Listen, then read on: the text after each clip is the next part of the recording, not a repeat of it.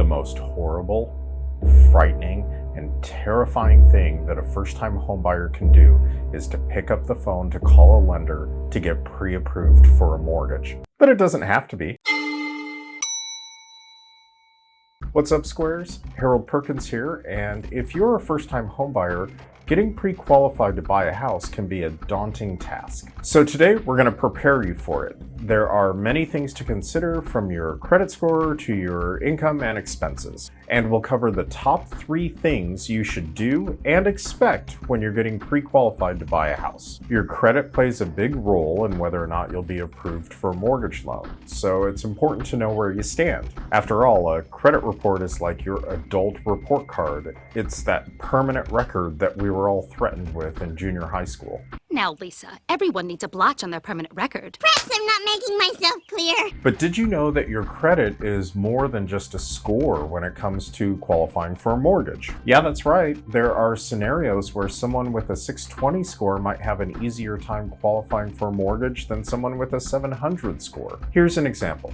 Let's say you have a 620 credit score today because 4 years ago you filed bankruptcy due to the medical bills that came from a serious illness. I got my ankles microwaved. X-rayed. They took my blood away to use for science. Cholesterol test. April had her sinuses removed. Looked at. But now you're healthy, and since the bankruptcy, everything has been paid perfectly on time.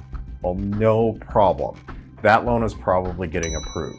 But the other person has a 700 credit score and is currently late on a credit card and a car payment. Their score is still 700 because before this, everything had always been perfect. This person might have trouble getting approved because the accounts are currently delinquent. Well, how can this be with such a long history of everything being paid perfectly and a credit score that is still very high? The thing is, the old saying of "what have you done for me lately" kind of applies here. The worst credit in the world can be forgiven if it happened far enough in the past. The best credit history in the world can be scrutinized if it's faltering now. Now, I'm not saying that 1 or 2 isolated payments will disqualify you. Absolutely not. Your good credit from the past will help you. I'm just saying that applying for a mortgage while you are currently behind on payments could lead to a bad result, even if you still have a high score.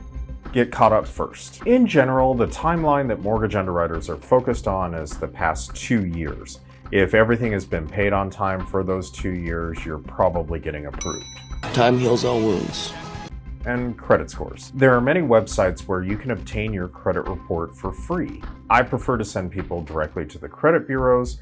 Experian, TransUnion, and Equifax all provide credit reports to consumers. When you're pre-qualifying for a mortgage, you'll need to provide all of your financial information, such as your income, your expenses, and your debts. Make sure you have all of this information organized and ready to go. As you can imagine, for a bank to be willing to lend you hundreds of thousands of dollars to buy a house, they want to make sure that you have the ability to repay the loan. Well, that makes sense. So there's a focus on your income, and different people are paid in all different kinds of ways. You might have a flat salary and you get a paycheck every 2 weeks. Well, that's easy. We're just going to ask you for your last 2 pay stubs and your last 2 years W-2s. Fun fact, the W-2s in this case are not used to calculate your income. The W-2 is used to verify that you were employed during that year and who the employer was. Income of a salary person is based off of their gross pay on their current pay stub, not the W-2.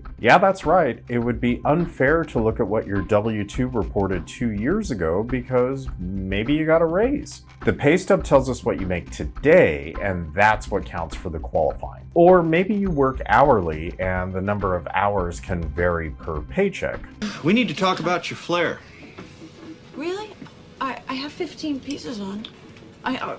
Well, okay, 15 is the minimum. Well, now we're getting a little bit more complicated, and the W-2s will factor into the income calculation. We have to take a 2-year average for variable hourly people.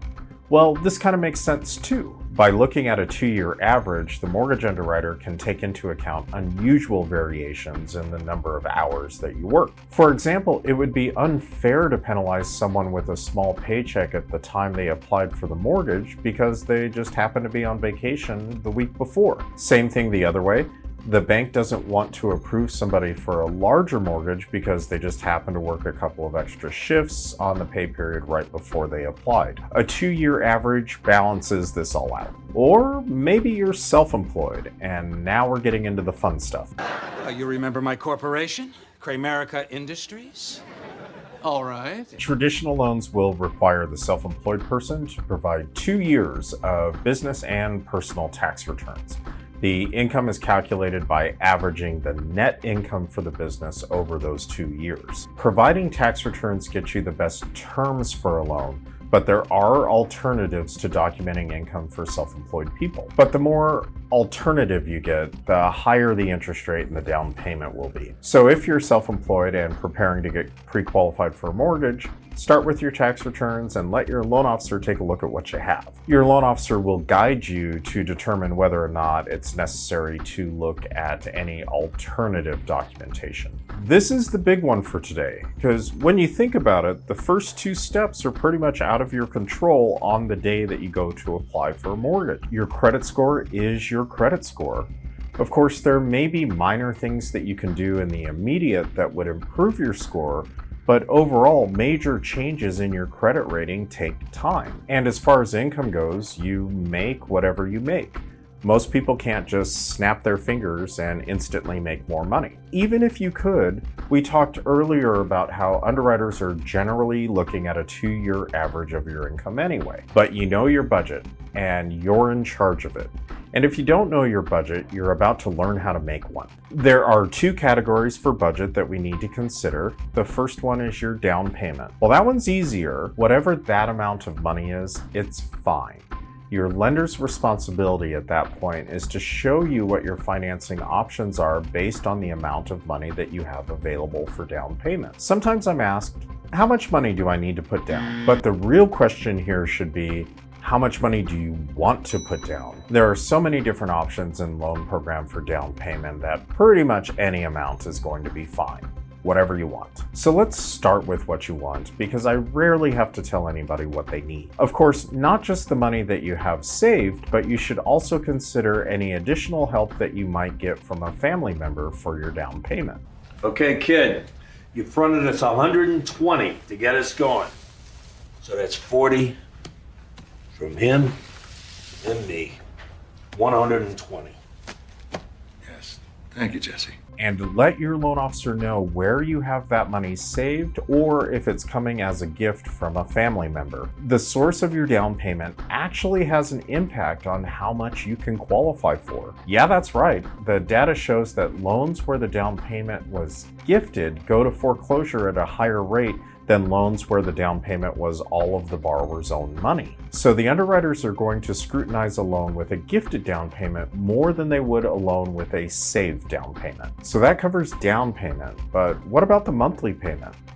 Again, how much can you afford? So for some people, this can be a weird question because it reminds them of the old days of that sleazy used car salesman that would raise the price of the car if they found out that you could afford a little bit more in the monthly payment. Okay, here's how your lease breaks down. This is your down payment, then here's your monthly, and there's your weekly. Well, that's not how it works on the mortgage end of things, and here's why. In most cases, the amount of the monthly payment that you could qualify for is actually much higher than what you would ever be willing to pay. Yeah, that's right. For most people, their housing expense ends up being around 30% of their gross monthly income. So let's say you make $5,000 per month. Well, your rent right now is probably about $1,500 per month, which is 30%. That leaves you enough money to make your car and credit card payments, pay your phone and insurance bills.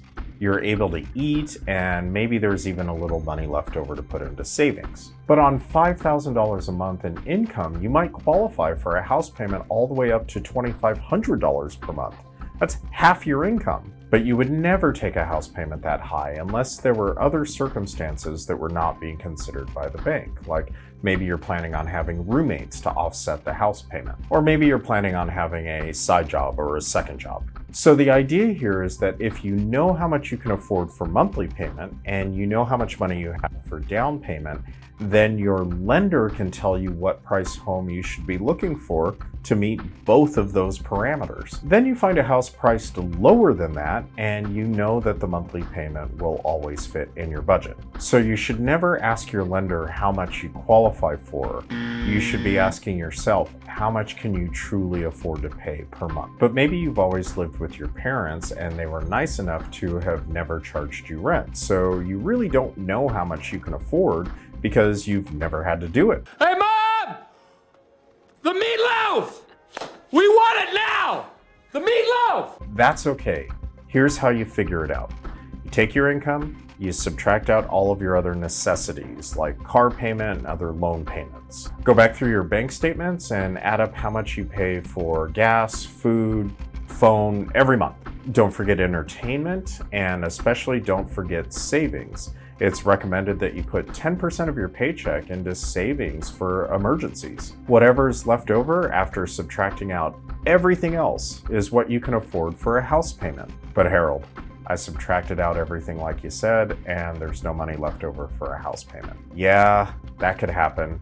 But then you have to take a second look at your spending and make sure that your spending really is just on the necessities. So I remember that when I was buying my first house, it was scarier to call the loan officer to get approved than it was to call a girl to ask for a date. Well, I'm glad I did it because I got that first house.